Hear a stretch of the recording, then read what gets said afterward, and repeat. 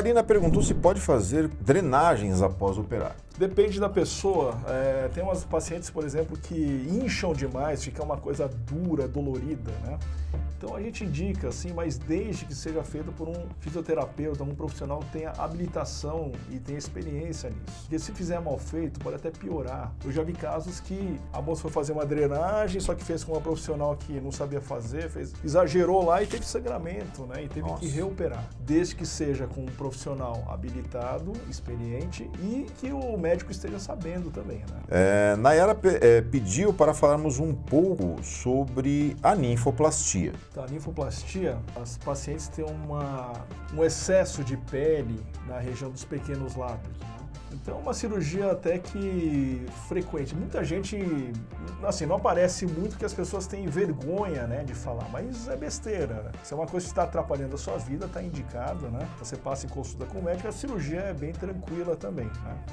É possível fazer com anestesia local e sedação, ou então às vezes, dependendo do caso, se for uma coisa muito grande, dependendo do risco também, às vezes faz um bloqueiozinho nas costas também. Mas é uma cirurgia tranquila de se fazer e que está sendo, assim, subutilizada, né? Verdade. Tem o potencial para fazer bastante, mas o grande limitante é esse, a vergonha da paciente, né? Não tem motivo para isso. Você vai, assim, vai te fazer um bem, né? Com certeza. Vale a pena. Se é algo que está incomodando, né, a gente tem sempre que buscar aquilo que nos deixa satisfeito. Então, se é algo que está te incomodando, né, inclusive aqui na Silicone Center a gente tem médicos que fazem ninfoplastia também, tá? Então, você pode, de repente, passar numa consulta, né, vai fazer uma avaliação para ver o teu caso e, estando tudo ok, você pode realizar aqui conosco. A Aline perguntou se seios com nódulos interferem na colocação da prótese. Tá. Excelente pergunta. Então, na verdade, todo mundo tem um ou outro cisto, um nódulo, alguma coisa nas mamas. Isso é muito comum, tá? Então, a gente pede ultrassom de mamas de rotina para todas as pacientes com o pré-operatório.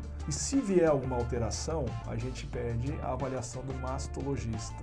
Na grande maioria das vezes, 90% dos casos, o mastologista só vai falar, ó, eu já vi aqui, mas não precisa fazer nada, só fazer acompanhamento a cada 6 meses. Isso aí é fundamental para poder acompanhar isso aí, mas em termos de colocação de prótese não vai influenciar em nada, porque a gente não mexe na glândula mamária, a gente vai por trás dela. Lê perguntou como saber se a prótese está sendo rejeitada pelo organismo. Ah, boa. Essa aqui é boa. Essa pergunta todo mundo faz, na verdade, né? É uma coisa muito rara de acontecer, né?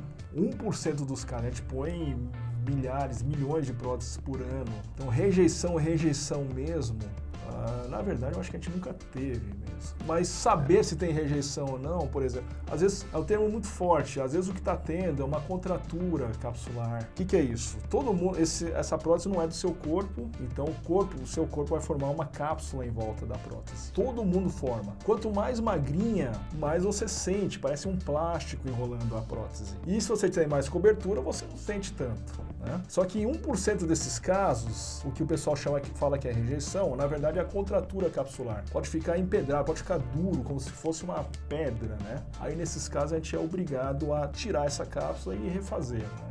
Mas rejeição mesmo, tipo rejeição de órgão, é uma coisa muito rara de acontecer, né?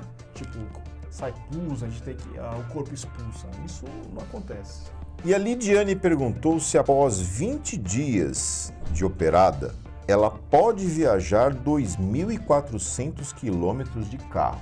Bom, se não for dirigindo, tranquilamente, né? Porque vai exigir muito aqui do braço, vai... E 2.400 quilômetros é longe, hein? Aonde será que é isso, 2.400 quilômetros? Ela não mandou de onde ela fala, mas eu imagino que deva ser bem longe, né? Mas assim, se ela for revezando, talvez, não tem problema, né? Sim, de qualquer maneira, como você vai operar aqui conosco, né? Eu imagino que você... Você tem que estar com um acompanhante aqui, né? Então, assim, se você vai viajar, é importante que seu acompanhante, né, ou a sua acompanhante, ela possa guiar para você, para que você não precise, né, ficar desgastado, inclusive, com a viagem que é longa. Sim, né? Para poder recuperar da cirurgia e também, principalmente, passar na primeira consulta de retorno, né? Para ser liberada pelo médico, para ver se está tudo bem, se tem segurança de você voltar, né?